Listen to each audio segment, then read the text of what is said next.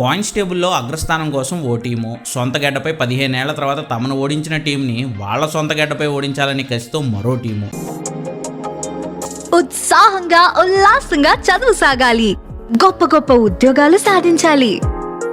Vignan deemed to be university. RCB Chennai జట్ల మధ్య జరిగిన వాటి ఐపీఎల్ మ్యాచ్ మాత్రం మంచి థ్రిల్లర్ని అయితే తలపించింది. మ్యాచ్ చివరి బంతి వరకు విజయం రెండు జట్ల వైపు దోబూచులాడుతూ చివరికి ఆర్సీబీనే విక్టరీ వరించిన ఈ మ్యాచ్లో టాప్ 5 హైలైట్స్ ఏంటో ఈ వీడియోలో చూద్దాం. నెంబర్ 1, బెత్హెల్ బాదుడు. టాస్ గెలిచి ఏ ముహూర్తాన సీఎస్కే బౌలింగ్ అందో తెలియదు కానీ ఆర్సీబీ అయితే ఒకటే బాదుడు. తమకు ఈ సీజన్లో పెద్దగా కలిసి రాని హోమ్ గ్రౌండ్లో భారీ స్కోర్ పెట్టాలని డిసైడ్ అయ్యారేమో ఆర్సీబీ ఓపెనర్లు బెత్హెల్, కోహ్లీ చెన్నై బౌలర్లను మొదటి నుంచి రఫ్ ఆడిచ్చారు.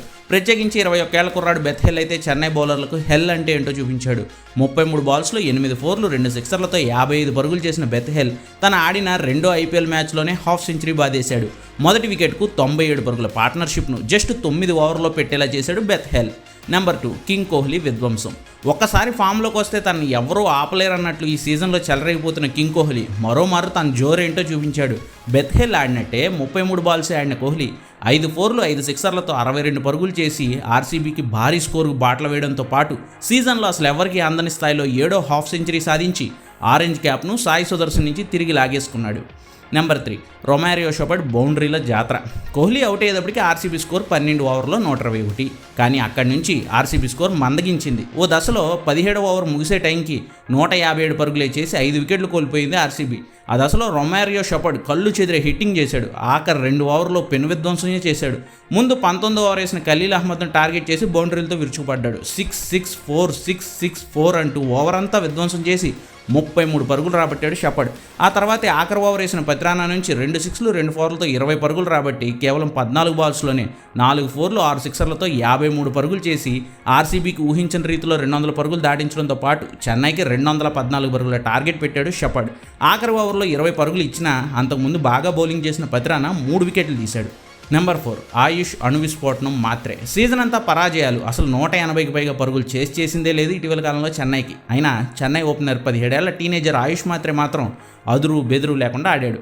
ముందు షేక్ రషీదు, తర్వాత జడేజాతో కలిసి బౌండరీల మోత మోగించాడు మాత్రే.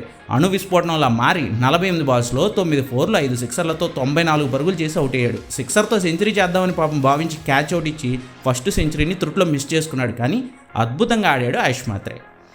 నెంబర్ 5, జడ్డు కేక బ్యాటింగ్ కానీ last over thriller. Sam Curran out అవడంతో 2 డౌన్లో బ్యాటింగ్ దిగిన జడేజా అద్భుతమైన ఇన్నింగ్స్ ఆడాడు.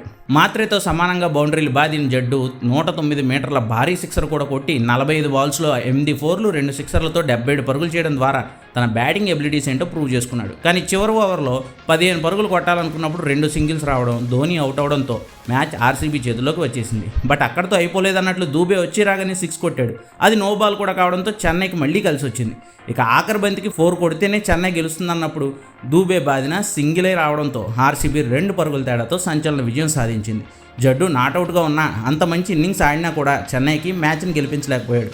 క్యాచ్లు వదిలేసిన మ్యాచ్ గెలిచిన ఆర్సీబీ ఈ విజయంతో 16 పాయింట్లతో పాయింట్స్ టేబుల్లో అగ్రస్థానానికి చేరుకోగా 9వ మ్యాచ్ ఓడిన చెన్నై ఆఖరి స్థానంలో కంఫర్టబుల్గా సెటిల్ అయింది.